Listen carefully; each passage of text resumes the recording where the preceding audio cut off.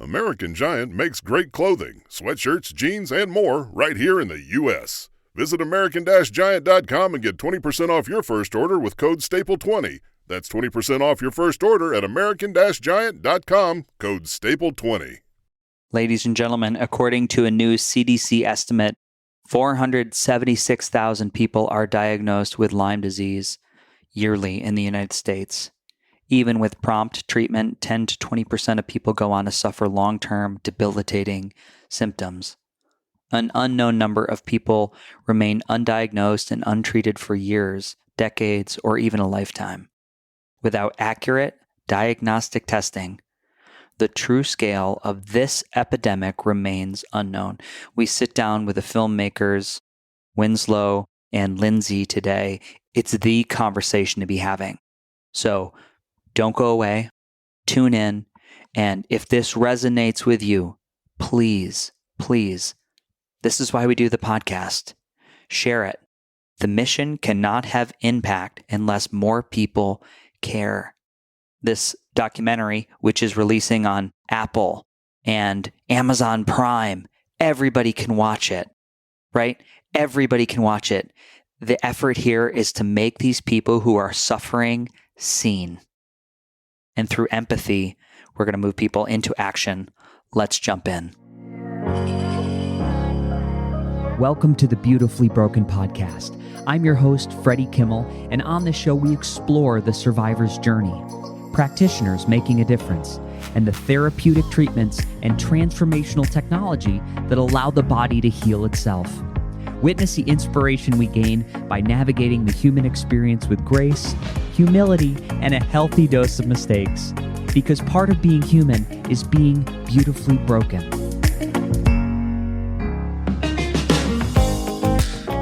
Ladies and gentlemen, welcome to the Beautifully Broken podcast. I have an amazing announcement today. First of all, it's the first time we have ever had 3 people interviewed. I love it. And what I mean by that, I've had dual guests, but I've got the 3 camera split. So we're in different areas of the world. Enough of the buildup. We have Lindsay Keys and we have Winslow Crane-Murdock. You're the parents of the documentary, The Quiet Epidemic.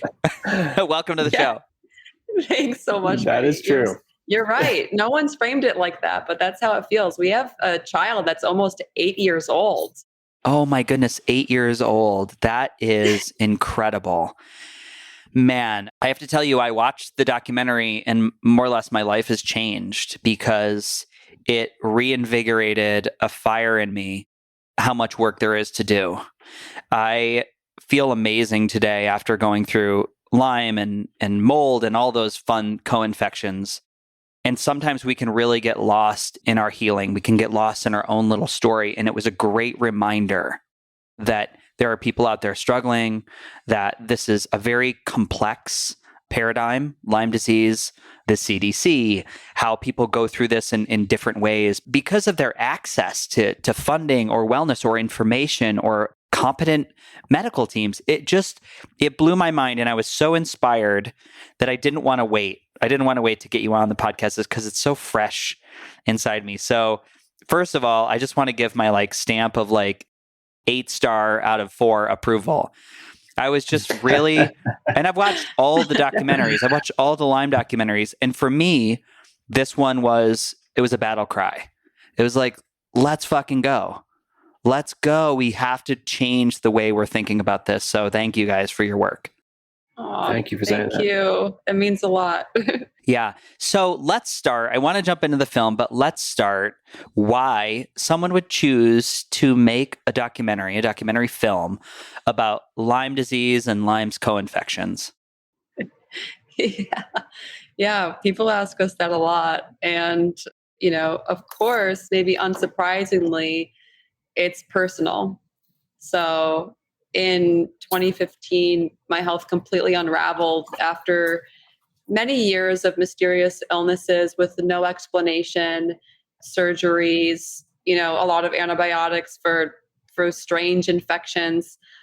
Lyme rarely, if ever, came up. I had a bullseye rash when I was a kid and I was promptly treated for that, but nobody ever mentioned it even though I lived in upstate New York and went to college in Connecticut. So I think, after years of tick bites all around the US, in 2015, my body just couldn't take it anymore. So thanks to my mom, who, Freddie, you've actually gotten to know over the years. Yeah. My mom saved my life because she was the one who said, I think that your illness now is related to the Lyme infections that you had in the past and that you're not actually cured. And that blew my mind because I had watched her go through her own battle, and she was still in the thick of it at the time. And I was actually very skeptical of what she was going through because I couldn't understand why she was seeing a doctor that didn't accept insurance. I didn't understand why she was swallowing all of these pills, and her whole life had changed. And, the mom that I had known had basically vanished. And I was like, that can't be what I'm going through. That's what you're going through. And, sure enough, she was right. So she strongly encouraged me for 2 years. I finally gave in because I had no choice. I was losing my ability to read. I couldn't find my way home from work while living in New York City, which is very scary. Severe neurological, muscular, skeletal pain. It goes on and on. I had no choice but to go into the Wild West and exit the healthcare system that I'd always known. So with mom's encouragement, I made an appointment with a specialist, a Lyme disease specialist. And at my first appointment, the nurse realized that I was a hot mess. I mean, it was bad. And she said, how are you going to get through this? Do you have a passion? And she said that they found at that clinic, people who had a purpose tended to have better outcomes. So I told her that, and I had been making movies and taking photographs for years at that point. And I said, I'm going to make a documentary. I felt like the only thing to do in that moment. And she said, wow, we have another patient here who's your age and he's a filmmaker with Lyme. Do you want me to connect you? So I wrote a note, and I remember I could hardly even hold the pen because my hands hurt so much. And I scribbled a little note and never knew if I would hear from this person, but he's with us on this podcast today. That's amazing. It sounds like a good time to pass it over to Winslow. Yeah. I have the note. The note is right here. It's been sitting on my desk ever since. Made its way across the country with me. It says, hi, let's make a documentary about Lyme disease. I've been looking for a collaborator, but it's a tough sell. It's personal and complicated. Working with someone who gets it is essential. Reach out. Let's chat. So yeah, I think it had never happened to me before. First time that a doctor had handed me a note. I think for both Lindsay and I think we don't ever feel like there was this moment where we were like, okay, should we do this? Yeah, let's, it just happened. Like, she wrote me the note, I called her, and 7 years later we were like, holy shit, what just happened? Yeah. Here we are, So I think, it's been a wild ride for us. I had a similar experience of getting really sick, having to move home to upstate New York because I was so sick, and ending up getting passed through the Western medical system for 6.5, 7 months, and going from a diagnosis of a potential brain tumor to depression, and finally ending up in a clinic where I didn't actually even know that they diagnosed Lyme disease, but I just knew they spent more time with patients, and then giving me that diagnosis. And my initial reaction was I didn't think that Lyme disease could be this bad because I thought that I knew about what Lyme disease was. And then the test came back positive, and I decided to walk that journey.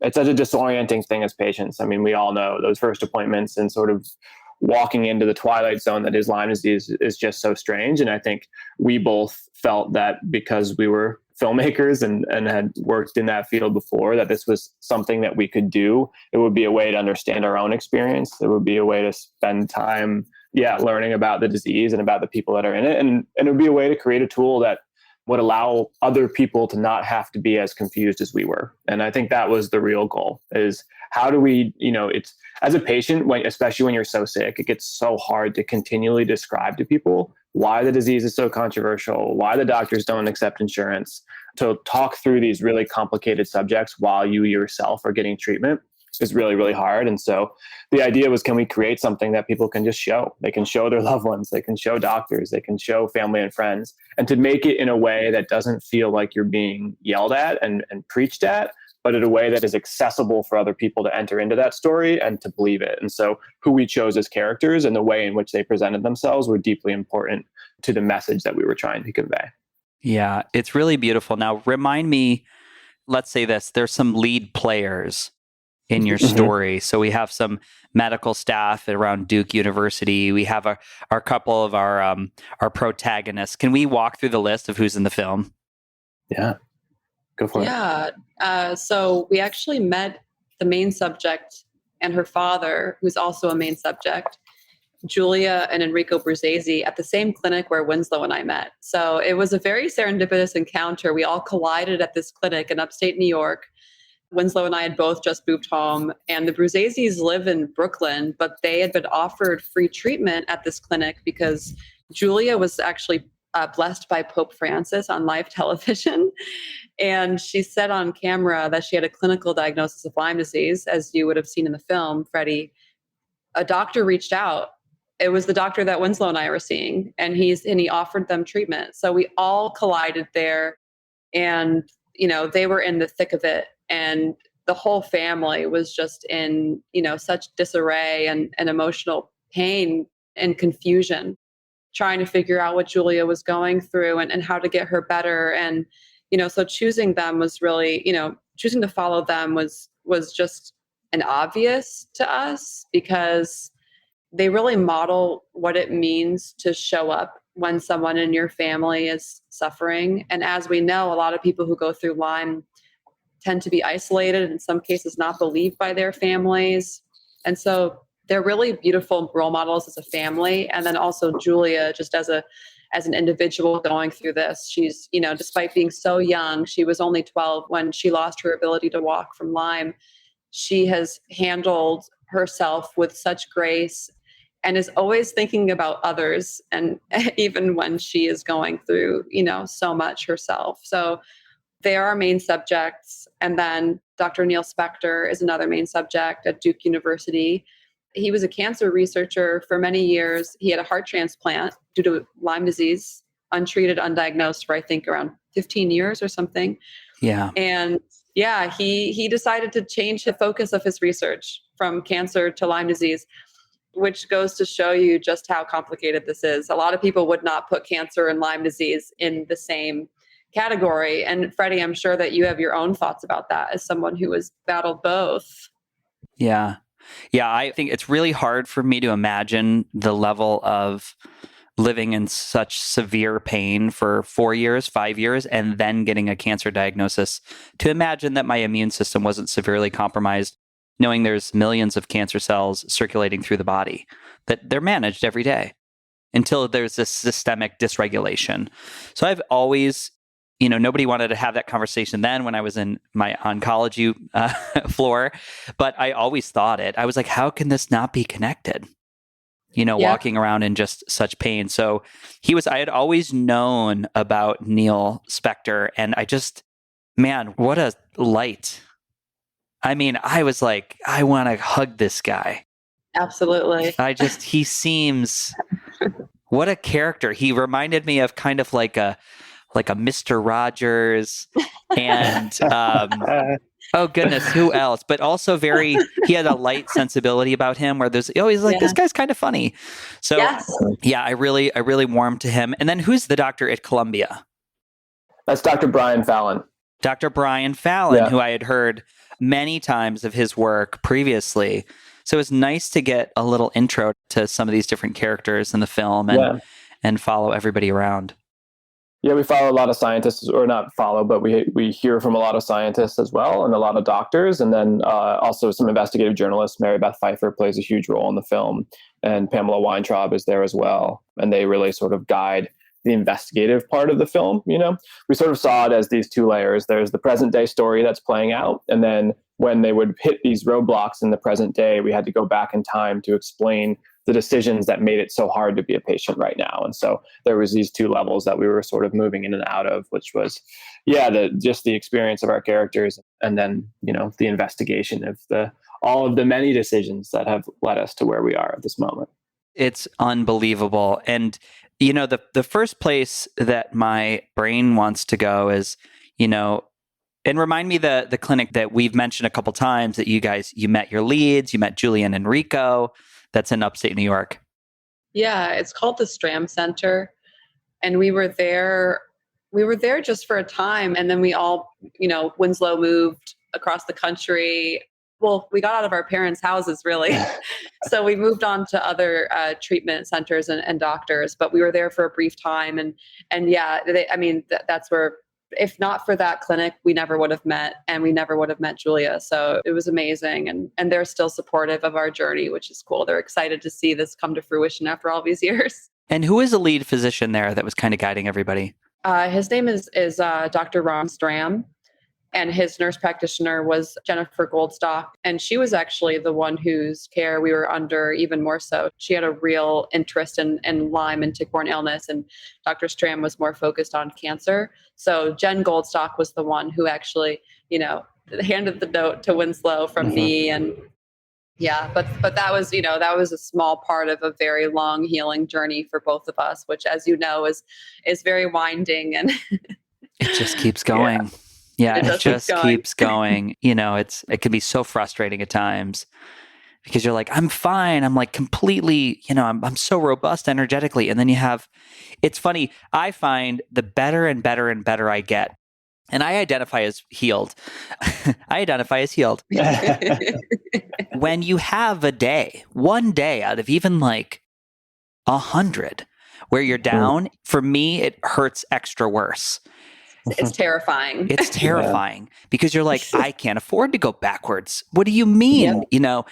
It's just the psyche and the way the brain works is so interesting. I'm continually drawn to the work around trauma and trauma release, and the body keeps the score. And how do you not consider the psychological abuse that a person with Lyme goes through just in the medical care, not their symptoms alone, like the medical gaslighting, which is just, that has to be worked on at some point. Yeah, definitely. Yeah. I have a question as we go through, how are you guys both doing today? That's always the magic. Everybody wants to know, how you doing today? It's true. Today specifically? Today? Well, let's look at it as like a bell curve, or like let's look at it over maybe since the time you met. Yeah. The time we met. I think I can say we are doing a lot better since the time that we met. I don't want to speak for Lindsay, but I feel grateful to not be in that place anymore. When Lindsay and I first met, I was probably 5 months into treatment at that point, and the treatment helped sort of stop the downward decline, but I still was in a pretty scary spot. And we decided to take this on at a moment when we were both still very, very sick. And it is really interesting looking back at just photos of us out in the field and just being like, wow, we don't look good. No. We really are struggling. And it was also a really huge thing to take on. I mean, we were flying across the country, overseas. We were in India for a month with the Bruzzese family. We were doing like really intense production. And it was, both like, I think to what you were talking about, it fed the soul, but it also was really, really physically difficult. And it was hard to tell where the net, where it was netting out in terms of our physical health. So, but now I feel, honestly, I felt the best during COVID, which is interesting because we weren't traveling. We were just in one place for a long period of time, and to just be rooted in a place and to get to know a place. And I think that is a really healthy thing to do. And then the film came out, and the past year we have been on the road consistently promoting it, which has been super exciting and super grateful for that experience, and also really exhausting and draining. And so I feel pretty good, and I feel a lot better than I did when we were making the film, but I am understanding the way in which all of these flights and all of this promotion takes a toll on the body. Yeah. What about you, Lindsay? Yeah. I mean, I thought that I was going to die by age 30, and I was 26 when I got my chronic Lyme diagnosis, and I'm 34 now. So I can't even compare. Where I am today with where I was then, because I didn't know how I was even going to survive one more day in that state. And now I'm mostly symptom free. But still dealing with it. I think what you brought up before, the body keeps the score. I think, I'm really excited about the research that's coming out around psychedelic medicine. And I really feel like there's a place for that in processing the experience of being sick and making a movie about the sickness and just, being a human. I think there's every person can, tend to their emotional and mental health, whether or not they're chronically ill, and I also wonder if that might actually play a role in the development of chronic illness in the first place. So you can have a room full of people and everyone is bitten by a tick and everyone responds differently to that tick bite. And as we know, trauma has an effect on the immune system. And I have experienced in the past, especially stressful moments or specific events that have led to, flares and even full-blown relapses. So I think that being aware of that is really important and something that I'm, when I think about the road forward as far as like treatment goes or feeling better, I'm not really interested in antibiotics right now. I think, the energy healing, we were talking about the amp coil before, also, psychedelic medicine, infrared sauna is really amazing, that sort of thing. And, the brain retraining programs really intrigue me as well. Just trying to get my brain out of this chronic fight or flight mode. When you're in the fight of your life for years, your brain can get caught in this state of just feeling stressed. And of course, that's not healthy either. So I think it's a silver lining of having your health completely fall apart is that you learn a lot about how to take care of yourself and then, hopefully implement those moving forward. Yeah, it really is a whole body, whole spirit, whole emotional intelligence endeavor that I've found. I would notice that a severe stress response or when I overburden myself, it's just you'll have a flare. The immune system gets really, really angry. So that's been my experience and things like DNSR, or I use a system called Reorigin, which is, it's literally pause. My brain is caught in a loop and it's throwing me for a loop. And I just walk through this. I did it last night. And I'll just talk myself through 3 rounds of this maladaptive response. And you can take the volume of a symptom down to like 6, that it was at a 10 in 3 or 4 minutes. So the power of that, knowing like Annie Hopper's work and the power of the mind in the hypothalamus hippocampus loop, in which we're just running these loops of this, like, what am I losing by this? How much life am I losing? What opportunities? And it really is a spiral that we have to, mitigate. And so there's, like you said, psychedelic medicine, ketamine assisted therapy. My doctor is doing this now. He's having great success. And it's all based on a journaling exercise in which you have to journal for 2 days and write out your whole life story. So when you do the therapy, that you can go through and you can focus on touch points. It's not just go do the medicine, right? It's the integration, it's the afterwork that I think is really powerful. In my experience, there's not going to be a quick fix. It's like, how do we use these tools? How do we use these tools? When I saw Neil Spector in the film, I remember reading articles about, I was trying to look this up right now really quick. I had a guest on from SUNY Allegheny or Adirondack. Holly Ahern. Holly Ahern. Yeah. I had her on and we had done an interview and she had talked to me about how she had cultured her daughter's Borrelia, and she, through frequency medicine, specifically a unique type of a Rife device, had stopped the Borrelia from replicating.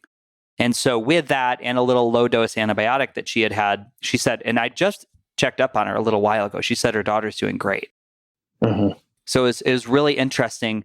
I noticed you really didn't get into too many treatments in the documentary. We really focused on the human experience, a story, which I thought was great. I thought that's like, oh my God, that's another film. Yeah. Whole other film. Very much so. So why were you drawn to make that choice? Yeah.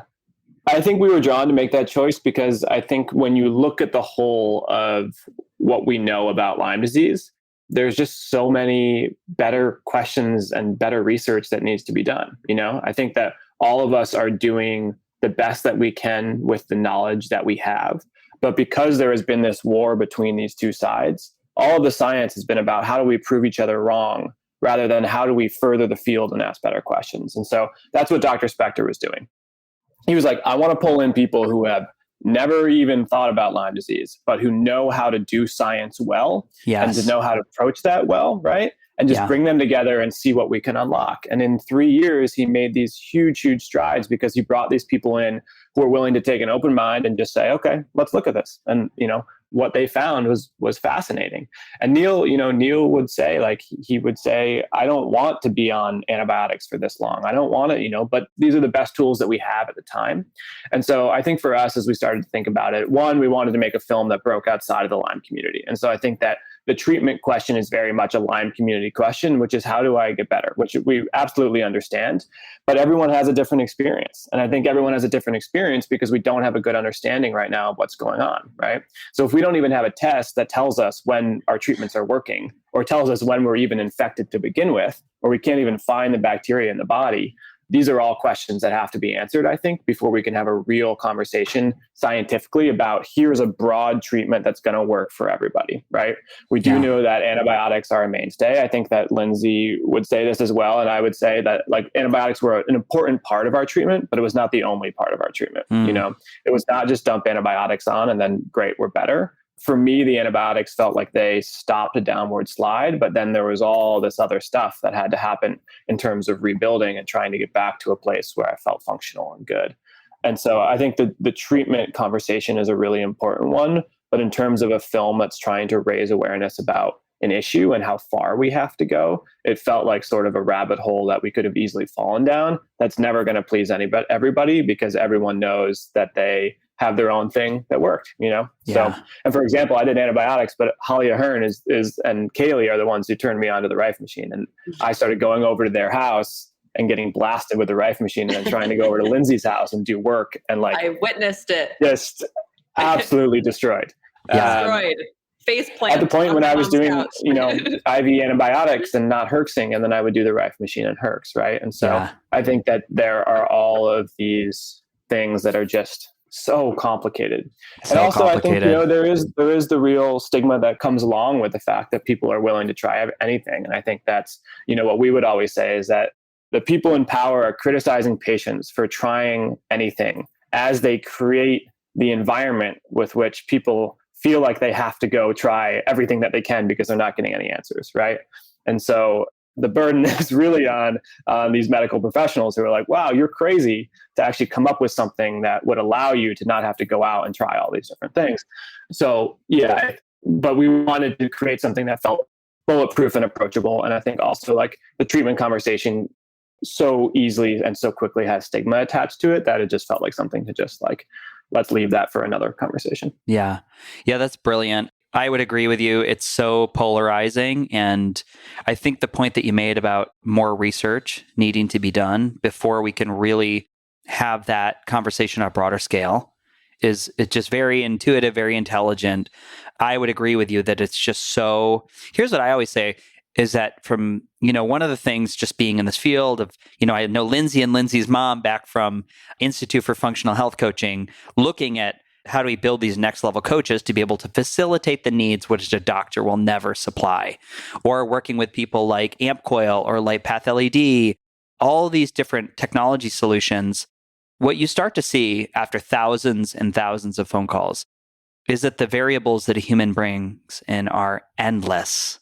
Mm-hmm. And we will never, you're never going to solve the variable, the emotional intelligence, the genetic background, the heavy metal toxicity, glyphosate, what your dietary platform or belief system is, it's endless. Mm-hmm. So I think it will be a nuanced, personalized, targeted approach, which I do think will also be able to build a system for, if you have A and B, then you're not going to do C. I do think that exists somewhere in the near future, which is stuff I get really excited about. And so how long did you continue with being blasted with a Rife machine? For a while. Yeah, for a long time. I would go over to Holly's house and I really didn't believe it, but I had been told this whole time that I was supposed to herx, and I would herx a little bit on antibiotics, but I just generally felt awful. Yeah. But the Rife, it was wild. I was immediately herxing. And I would sit, and then so I ended up buying one, and I would sit with my partner, and she's not sick with Lyme disease, and she would walk away, and I'd be like, "Are you okay?" And she'd be like, "I'd feel like nothing happened to me." And I would just be like, "I feel like I just got punched in the face." Yeah. And we're sitting there having these two completely different experiences depending on who we are. Right. And so, but, it is, I think, worth saying though, that it is also the Wild West, and I think that that's a really hard part of this. And that's one of the other reasons why we didn't get into treatment, is because there are so many ways to get taken advantage of in this world as well, right? And everything costs so much money. I mean, that's a huge part of the Lyme disease experience, is that everything is costing money. And so you have to have the wherewithal to not get played. You have to have the money to be able to try things. And you have to have the support to sort of find your way through this morass of some people who are doing at the very cutting edge of medicine, doing absolutely amazing things, right? And this technology that seems so crazy, but it is working for people.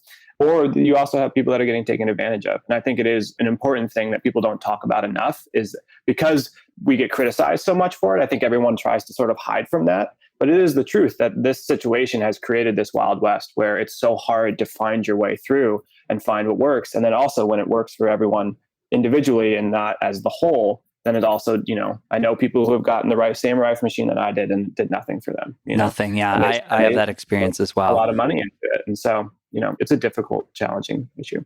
It is. The thing you said before, it's like the powers that be or the establishment being frustrated that we would be moved to go try rectal ozone or learn how to inject yourself with ozone, which I did in New York City. I was like, oh, let me practice on an orange for a while and learn how to stick this needle in my arm.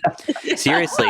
But I will tell you, tell you that at that point, and I'm sure you both can relate, I didn't care.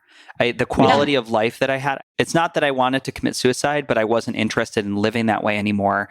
And every day was on a level of suffering that I can only tell people and they could try to imagine. Yeah. I'm like, imagine like not getting off the couch for a couple weeks and like being exhausted, your heart's racing, going to the bathroom.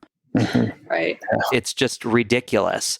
I always said, I wish I could snap my fingers in an appointment and we could just trade energetics for like 20 minutes and I could just watch the person on the floor. I'm like, bro, that's every day, all day for me. And then maybe people would be inspired to be a little more outside of the box and a little more compassionate and empathetic. That's the other thing that drove me crazy was like, there was no empathy. People would look at you like you were just like wacko. Right. How could you try this? Yeah. They think that you want to be sick.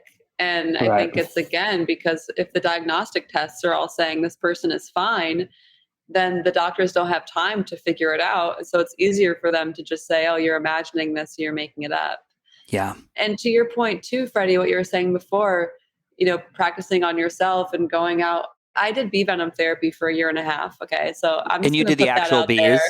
I was stinging myself with live bees. Can you tell the audience? Because people are going to be like, whoa, we just lost somebody. This is important. This is important, tell me bee venom therapy, because I did it as well. Yeah. Hey. Come on. Okay.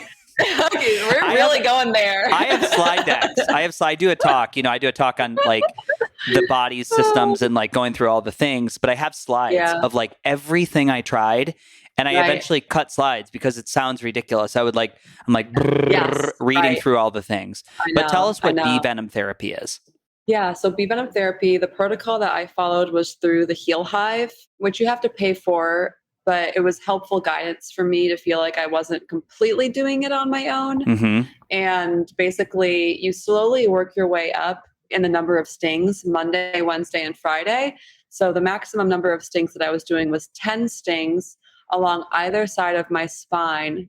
And I would sting myself, which was pretty wild. I would like pull up my photo booth on my computer or use the selfie camera on my phone and be holding these live bees that I was living with in my apartment. Like I actually developed a really cool relationship with them. I developed like a real love and appreciation for them, which, and I know it's very sad because you're sacrificing them when you're using them, but you're also supporting apiaries where you're buying the bees from, and they're producing way more bees than any person would ever use for even a couple of years of bee venom therapy. So, Mm-hmm. so it was a wild process, but there are studies on bee venom therapy in HIV, bee venom therapy in breast cancer. And again, this is very preliminary research, but the practice has been used for thousands of years. Hoshindo is a really interesting healing modality that involves not just the venom of the bee, but the pollen and the royal jelly and all aspects of the bee from bee medicine. And it's just so sad that we've lost so much of this ancient wisdom that is just so fascinating, because basically it can't be, because it's a liability to perform it in a doctor's office, and so to your point before, for me personally, I decided that it was worth taking that risk. I didn't know what it was doing to my body. My kidney started to hurt, and so I stopped. But I definitely noticed that it helped with various symptoms and energy levels. But yeah, it's a mystery. It's still a mystery to me, and I'm glad that I did it. And if there was an FDA approved, safe and effective treatment that I could use, then I would have done that. But there isn't. So I stung myself with live bees for a year and a half. Yeah, that's pretty baller. Winslow, do you have anything else? Do you have any tales from the crypt, crazy Lyme things you did you want to share? I'm trying to think. God, I did a lot of rife. Coffee enemas, right? Those seem so basic now, right? Everyone does a coffee enema. Yeah, everybody does a coffee enema. Whatever. Yeah, the first time you do one, it is worth remembering that the first time was surprising. Yeah. I'm trying to think what else. We talk about coffee enemas all the time on the show, so it's really not. I love coffee enemas. I love coffee enemas. My whole body would shake with the first one I did. I was so sensitive to the caffeine. I'd get full body tremors, and I started with a tablespoon of coffee. Actually, I think I started with chamomile tea or something like that. They were try tea. Bedtime? Bedtime tea. Calm down that colon. It's my bedtime enema. Yeah. That is amazing. Yeah. But it's so true. I can imagine people who haven't been down this path listening to us right now and being like, wow, but we weren't always like this. It's born out of necessity. I would have thought that this was crazy too if I had been, healthy and functional and hadn't been abandoned by Western medicine, right? But it's worth trying. When you're that desperate, you'll try anything, for better or for worse. Ladies and gentlemen, biologicalmedicine.org. Don't go there yet. I have a question for you.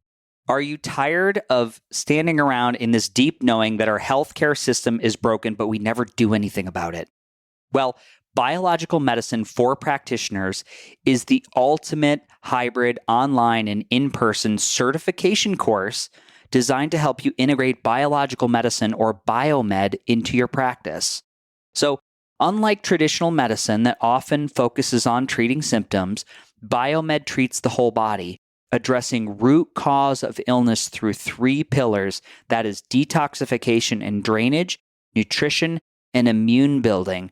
This approach is truly patient-centered and yields exceptional results. So in this comprehensive course, you will apply foundational knowledge and hands-on experience with the latest diagnostic technologies and therapies, including bioelectrical impedance analysis, heart rate variability testing, pulse electromagnetic field. I know this sounds like it was created just for Freddie, but this is your chance to become a pioneer in the field of biomed.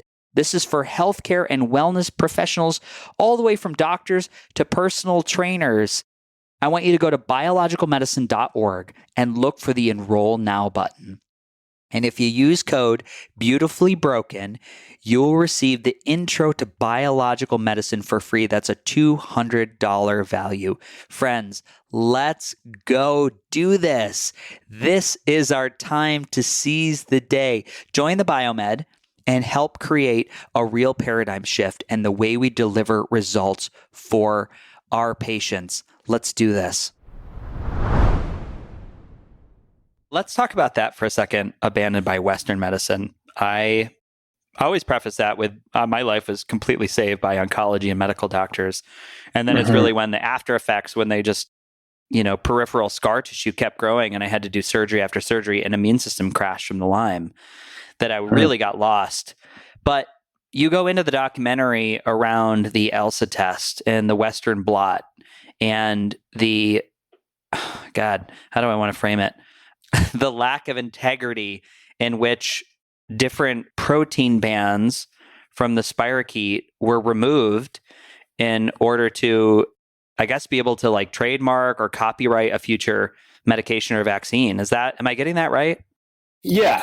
I mean, essentially. So they were creating a vaccine with these two antibodies that were also on the test. And so they removed them from the test so there wouldn't be cross reactivity. So basically they wanted to, so if say you got vaccinated for Lyme disease, but had never been bit by a tick, they wanted to be able to test you with the Lyme disease test and you would test negative. So it's not like those two antibodies wouldn't show up and they would have to ask you, hey, did you get vaccinated? They just wouldn't even have to ask. They'd be like, nope, you don't have Lyme disease because you didn't test positive, right? And so, but what that meant is that they used these two antibodies that were very, very specific for Lyme disease. And so they took those off the test. The Lyme vaccine then was taken off the market. And so most people have never gotten a Lyme disease vaccine. And so now we're using a test that is worse. And we also don't have a Lyme vaccine that's on the market. And so for someone like myself, the standard CDC test, you need 5 out of 10 bands in order to be considered positive. That's 5 out of 10 antibodies in order to be considered positive. And I tested positive for 4 antibodies, and they told me my test was negative. And then I went to IGeneX, that includes those 2 antibodies that were used in the vaccine that I never would have gotten from a Lyme vaccine because I haven't received it. And I was positive for those 2 very specific Lyme disease antibodies, which gives me 6 bands, which makes me positive for Lyme disease, right?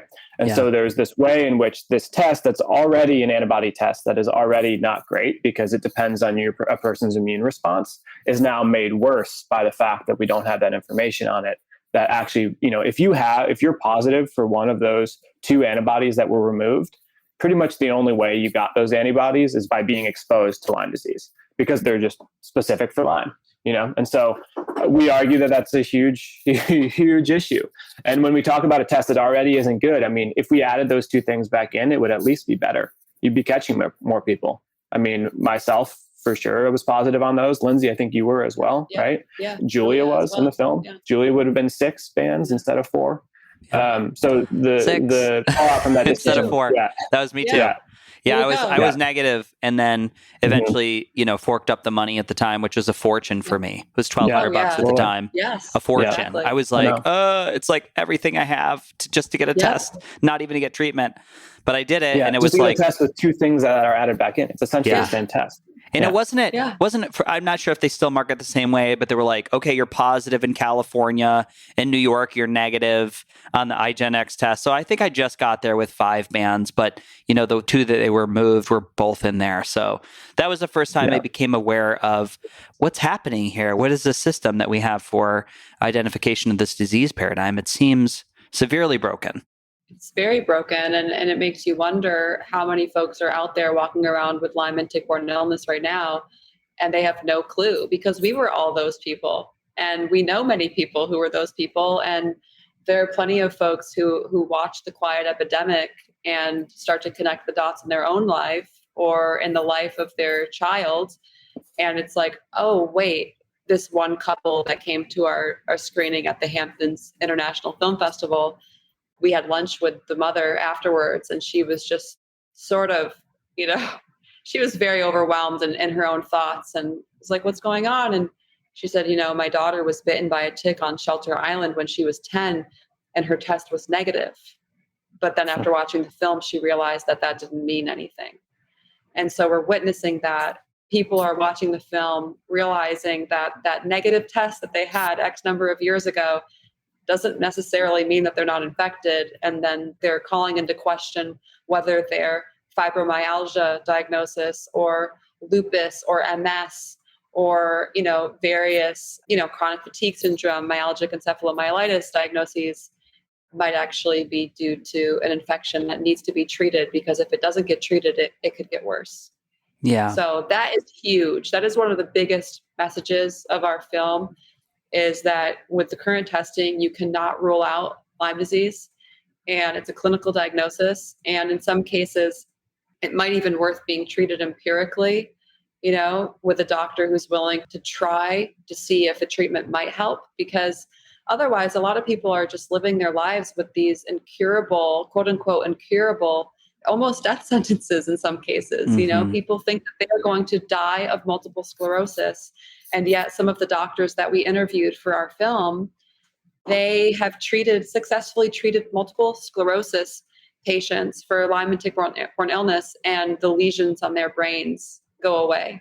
So this is huge, and we don't even know how big this is. I think we would all be completely stunned if we had an accurate diagnostic that could give us the real numbers. This 500,000 new cases each year estimate. What is that actually based on? We have no idea. Yeah. Yeah, I would agree. Yeah, that point of the movie made me, and same with the team from AmpCoil, we just were like, oh my God, I was like enraged at that point when you're being walked through the process of why those bands were removed from the test. It just made me so angry. The needless suffering that is, I always wonder, is it gross incompetence? Is there some type of I think a lot of things we could probably argue that are incentivized by the capitalistic system of business. You need more customers. Right. The machine does need to be fed. What are your guys' thoughts on that?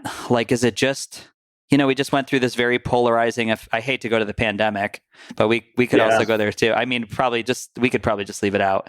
Or we could pee it. I'm really, it makes me so angry. I remember in the middle of the pandemic, I was like up to do this job and people were like, oh, you've got to get vaccinated to be able to go here. And I was like, do you know what I have been through with, no, you don't, with my immune system? I'm like, you're crazy. And I'm not saying my belief system is either way. I know that's a very triggering topic for people, but there was no way I'm going to do anything to change like all the ground that I've gained over the years just on like a hunch. And I think it's from this healthy distrust from Lyme disease that I'm like, wait, I've pretty much been lied to and like, just disingenuously gaslit through the last 20 years. I'm like very not trusting.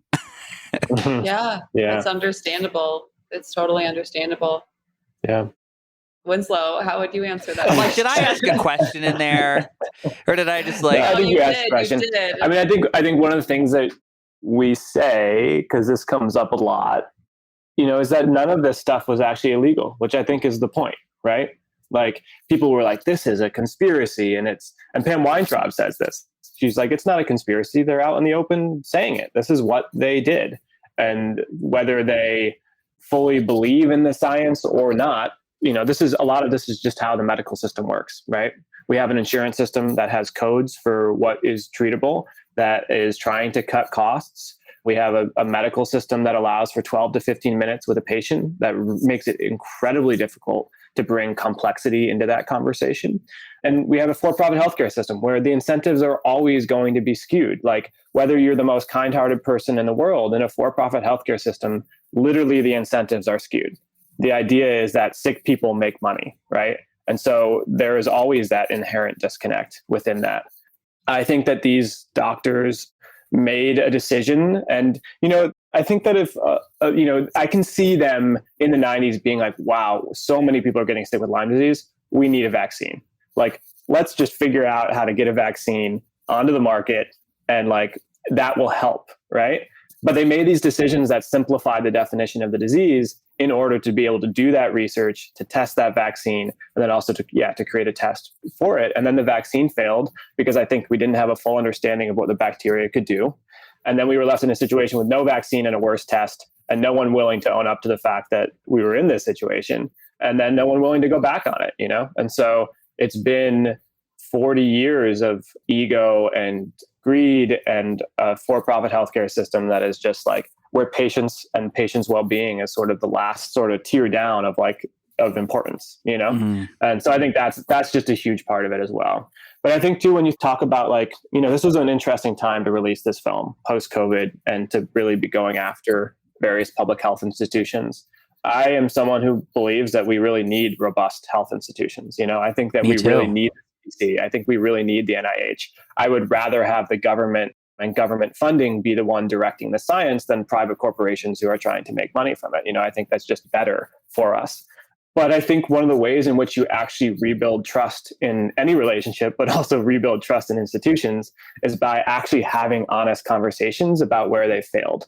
And so what I've seen a lot with COVID, I think, is that people within the public health sphere have sort of taken this, they've sort of been baffled at the fact that people don't trust them. Like, how could this be? We are trying to do good here.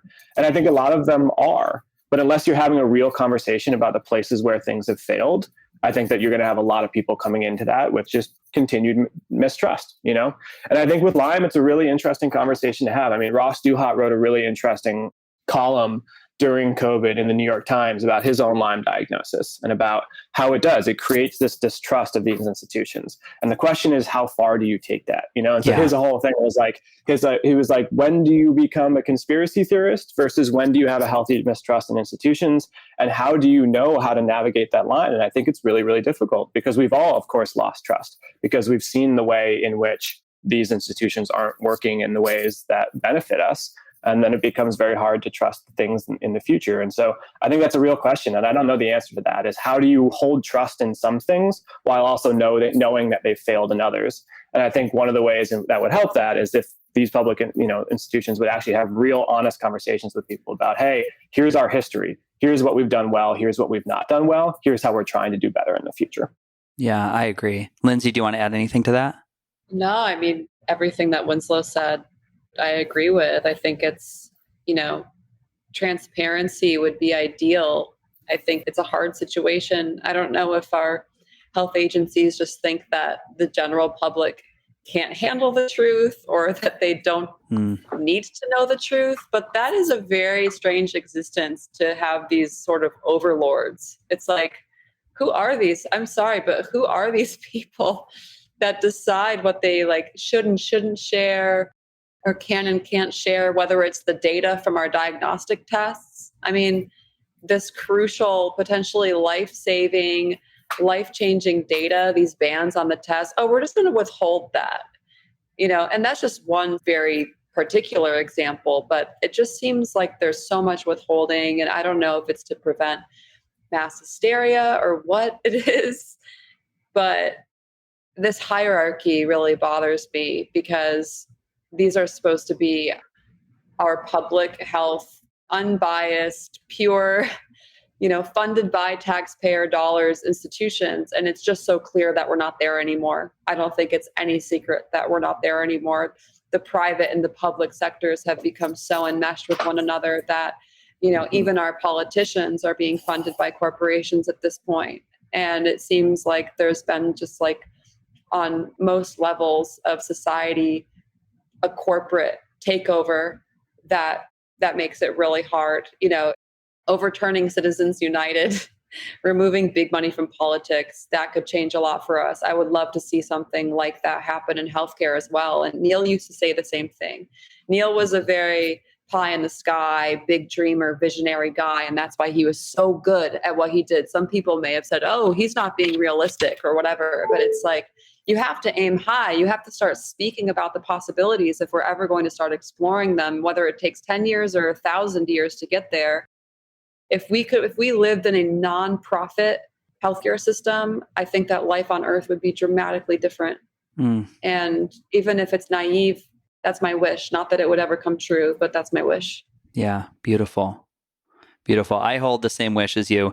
And I just want to echo that even with my firm distrust, I understand all the amazing things that we can do from a diagnostic and a medical standpoint and a life-saving standpoint today. And the selfless, tireless hours that our nurses and doctors have given towards care, especially throughout the pandemic. Most of my really good friends in Austin, I've got 5 nurse friends here. Yeah. But just to see them and experience what they're feeling after being through the pandemic. And they talk about somebody who has just been in the middle of the crunch and overused and overworked and abused. But I just see this dramatic need for change. So I always want to celebrate everything we have. And like you both, I'm aware of how dramatic the need is for guidance and data and coaching. And I'm really on the word Sherpa right now. Who is your Sherpa that is bringing you through this experience? Because I don't think that any of the biohacking tools or the ozone or the saunas and the binders, without a great guide, it's equally as problematic as anything else we're doing. You need a guide that doesn't have the bias. And I know people who work in that capacity, that most of them are waitlisted. Actually, that's a great sign when we have a dog on the podcast. It's like, good luck. So the dog. Sorry. No, it's no sorries. They're like, you're on point. Thunder is rolling through as well. So it's becoming very dramatic in the air right now. I think we're onto something. We're onto something. Yeah. Listen, our furry friends know when we're on point, but the need for better guides, for better coaches that are not easily swayed by the bias or the incentives. And it really is. I'm aware of how challenging that paradigm is to create. So, Freddie, you're reminding me of something right now, and it actually it calls into focus even the name of your podcast, Beautifully Broken. I think what you said is just so poignant, and we should be able to both revere and express gratitude for a system and also call it into question. It's not one or the other. And I think there's this very dramatic binary right now. You're either for this or you're against it. And that's the case across all of society right now. All, hot button issues, you're either for it or against it. And, to be honest, we've actually received some criticism around the film from people in the Lyme community for it not being hopeful enough. And we were kind of stunned to hear that, because other people watch the same film and they come away saying, that is so hopeful. I feel so inspired. I feel reinvigorated. I have so much more hope now. And so I've been reflecting on that. I'm like, why is it that I think we should be able to call out the hard stuff and point to the hard stuff? And that in and of itself is hopeful, because by naming it, you can begin solving it.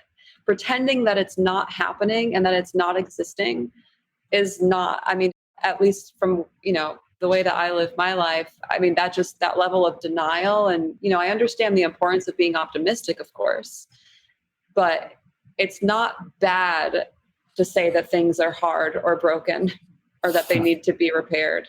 And, that's something that we felt very passionate about in the Quiet Epidemic is, holding both the light and the dark, because they're two sides of the same coin. You have this corruption in the healthcare system, and then you have these incredible people like Neil Spector and the Bruzzese and everyone in our film, and and our supporters of the film who are responding to that crisis. And simply by responding to it, I think that suggests that there is hope. No one is lying down and saying, oh, we should just give up, this is over.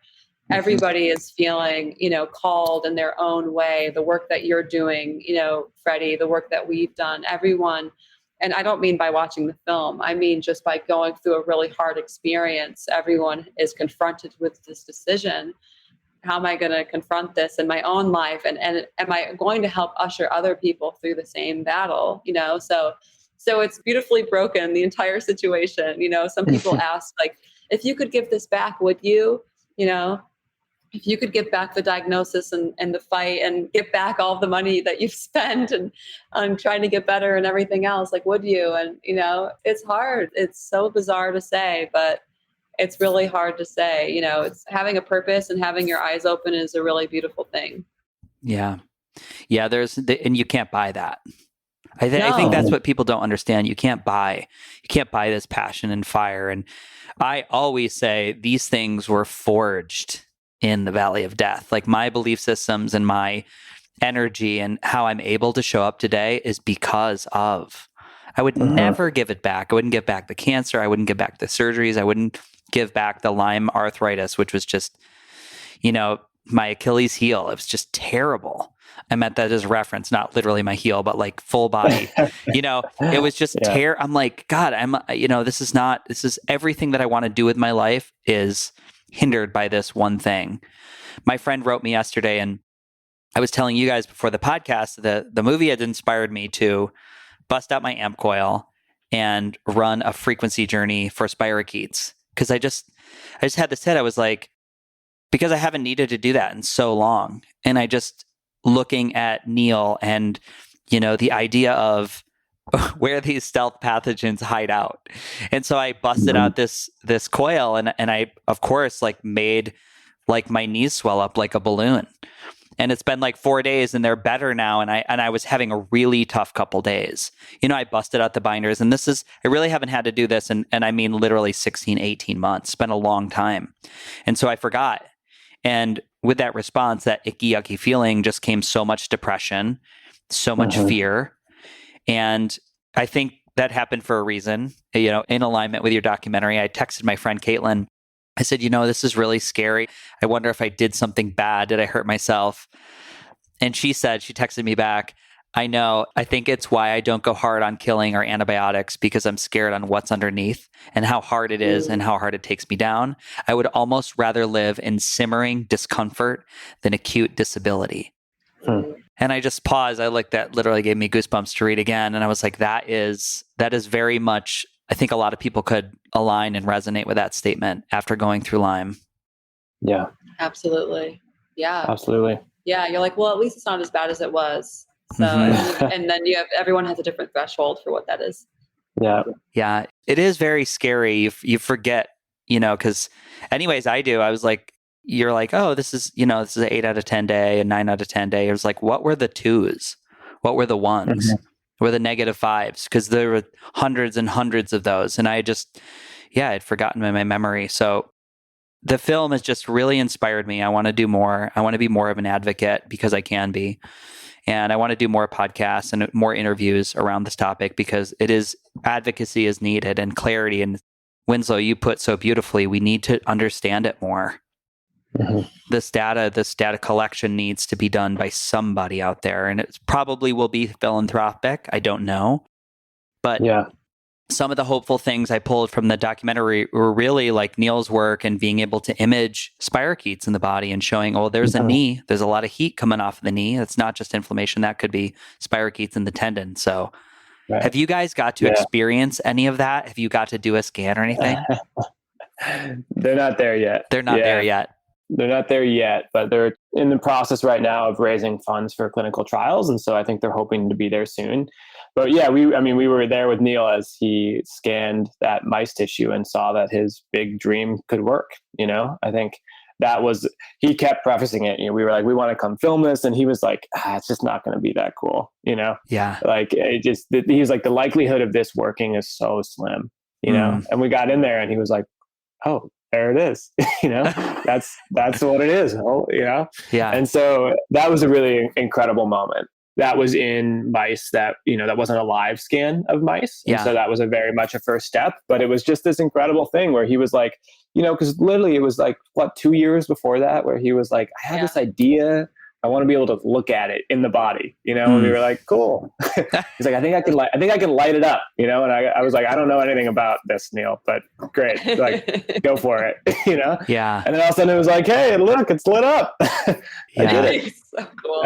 It was really, really amazing. And his team's incredible and passionate. And again, I think that really wanted it. We had this, I'm even hesitant to say it, but we had this great quote that we didn't include in the film. And it's a quote from a famous scientist, Max Planck, which is science advances one funeral at a time, which is just the idea that we have to move forward. We have to be progressive in our ideas. And I think that we've just been in this logjam for so long. And so I'm really excited because I think that there is movement happening now that is going to allow people to step into this in a new way and to just ask better questions. And once we actually have that, like if we got a consortium of people who said, hey, we're just scientists, let's just throw out this whole controversy. What is happening right now? Let's figure it out. And I'd be really curious to see what happens, because I do think it is going to be a mix. I mean, I don't think that these IDSA guys are all wrong. They have a definition of Lyme disease that is this, and Lyme disease is definitely that. You know what I mean? Like that is for sure Lyme disease, but it's also this, right?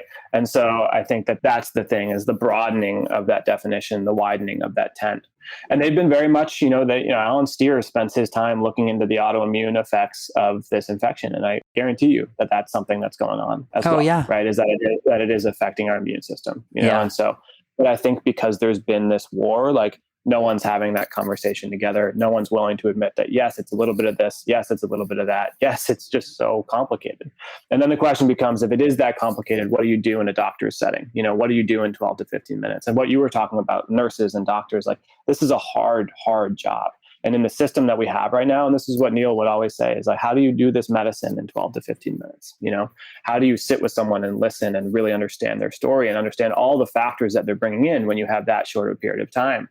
And Neil, we had this great scene with Neil where he would just talk about, like, you're going to go to the doctor, they're going to scan your gene code, and they're going to be like, oh, here's your pill. Like, and you're going to be like, well, I have headaches. And they're going to be like, well, you don't have the gene for headaches, so you don't get a headache pill, Yeah. And that's what he was really scared of. And so he was this amazing blend of like, how can we do really good science that is focused on all of this new technology that we have, but also remember that like the core of this is listening to patients and just that the art of medicine of just sitting down and being like, how are you doing? Let's talk about it. Yeah, I would totally agree. I want to be mindful of our hour. I want to let you guys go about your day, but I do have some follow-up questions. And Lindsay, you already answered. You already said what it means to you to be beautifully broken, unprompted, and it was beautiful. And Winslow, I would ask you the same thing. What does it mean to you to be beautifully broken? Yeah, I think that it means just that, that it is okay to have wandered through this and to emerge on the other side. And that, I think that I get wary of calling this a gift, but there's so many lessons and I wouldn't trade those lessons. And I feel so grateful for the things that it brought me. And I think that, beautifully broken, I see that as like beautifully broken from what I was before, but reemerged into something new.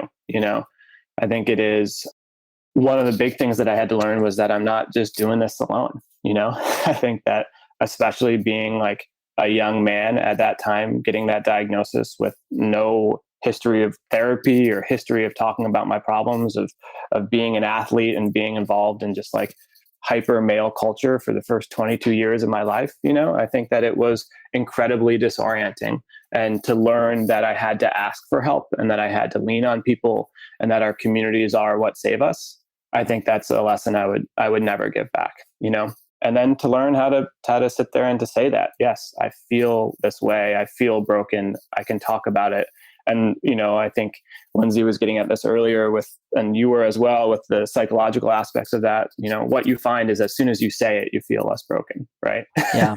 As soon as you admit to how you're feeling and to where you're at and to the fear, all of a sudden it has less hold on you. And so I feel incredibly grateful for the journey that it's been and for the place that I've ended up and for the healing that I now get to do and for the awareness that it's brought, and I agree that I wouldn't trade that. That's an amazing response. Thank you for letting me ask you both that question. I am aware that you guys have a special announcement about your documentary. Yeah, a special announcement that is brand new news. So the Quiet Epidemic, after 7.5 years of making it, launching it into the world through film festivals and the theatrical run that we just had, it will now be available to stream on Amazon, iTunes, and Apple TV.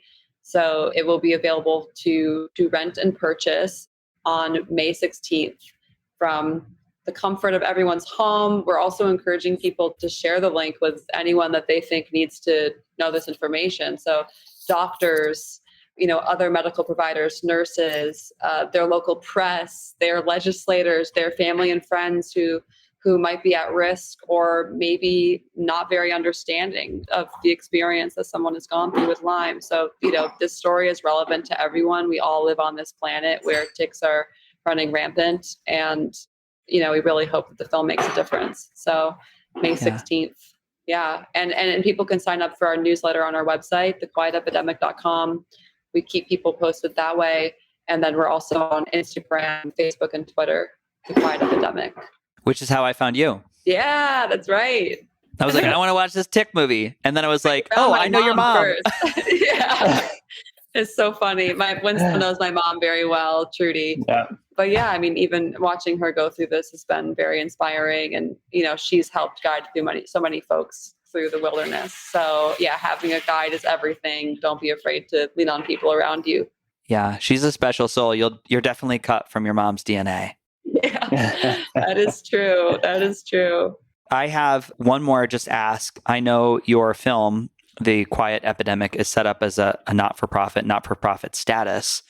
And you're at this place right now where the goal is to get people's eyes on this film, its impact through the experience. So what do you need? What can the audience do to serve you?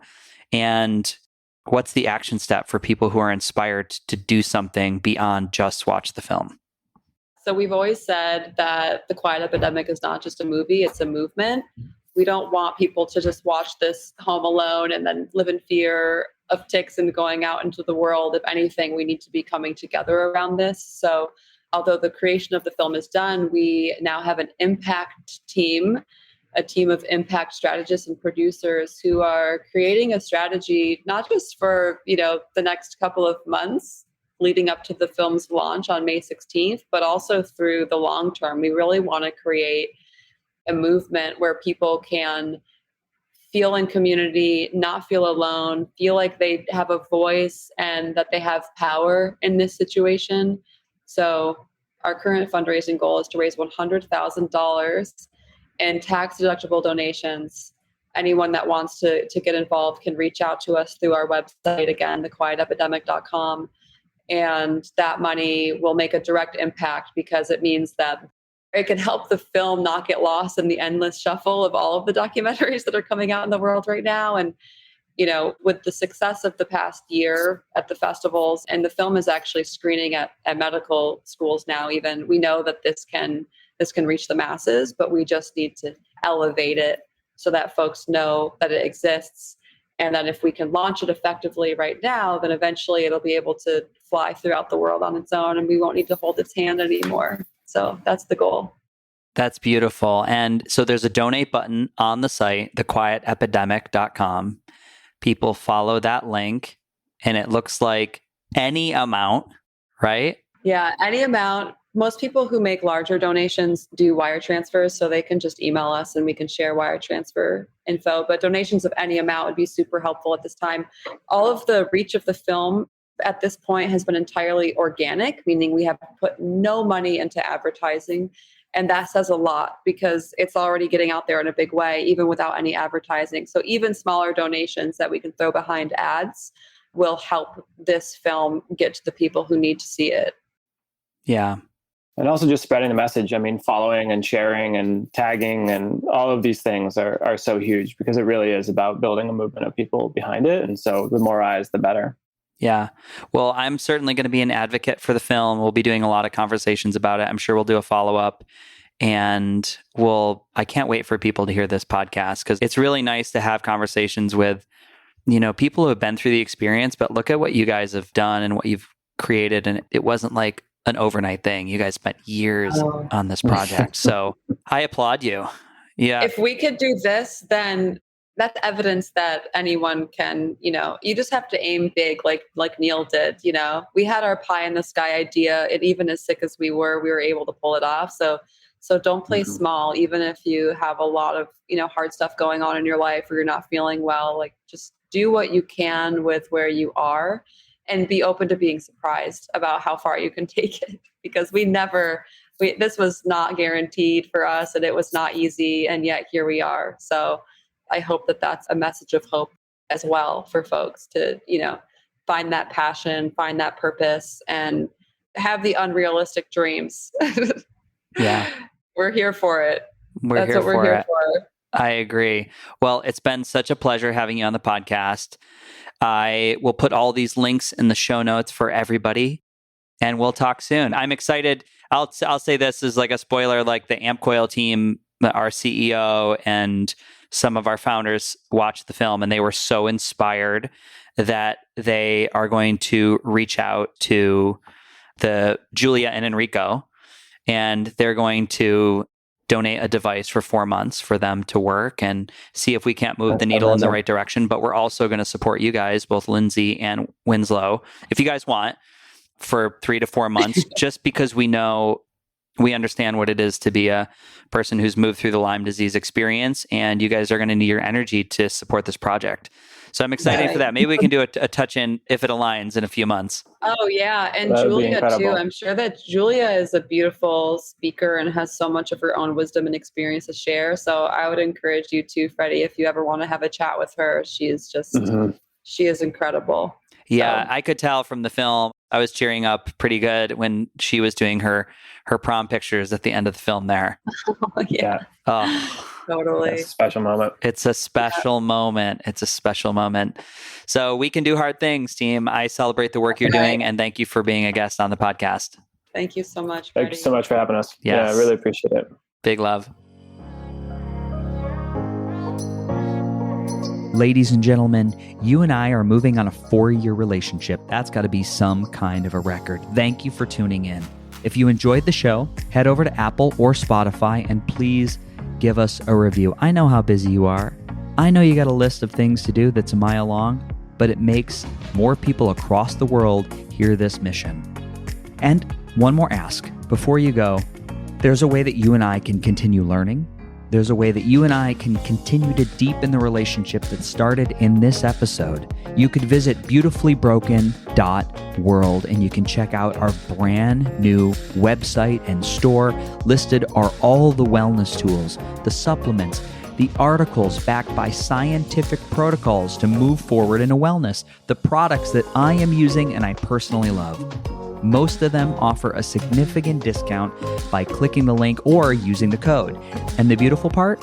They don't cost you anything extra, and at the same time, they do support the show. Now, we have another new feature alert. I don't want to overwhelm you, but if you want to see the beautiful faces of our guests, if you want to watch me unbox and review products, head over to our brand new YouTube channel, Beautifully Broken World. This last message is from my vast team of internet lawyers. The information on this podcast is for educational purposes only.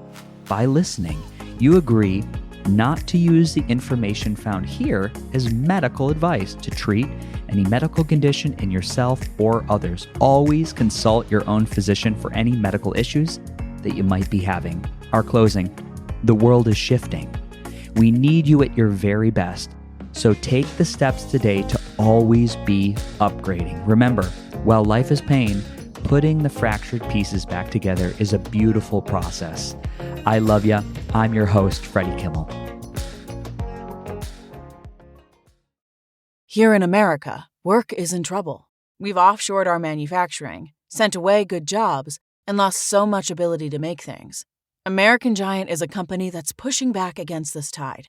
They make high-quality clothing, sweatshirts, jeans, dresses, jackets, and so much more, right here in the USA. Visit American-Giant.com and get 20% off your first order when you use code STAPLE20 at checkout. That's 20% off your first order at American-Giant.com, promo code STAPLE20. At Arizona State University, we're bringing world-class education from our globally acclaimed faculty to you. Ranked #1 in innovation for 10 consecutive years and #2 among public universities for employability. ASU isn't just ahead of the curve, it's creating new paths to success. Earn your degree from the nation's most innovative university. Online, that's a degree better. Explore more than 300 undergraduate, graduate, and certificate programs at asuonline.asu.edu.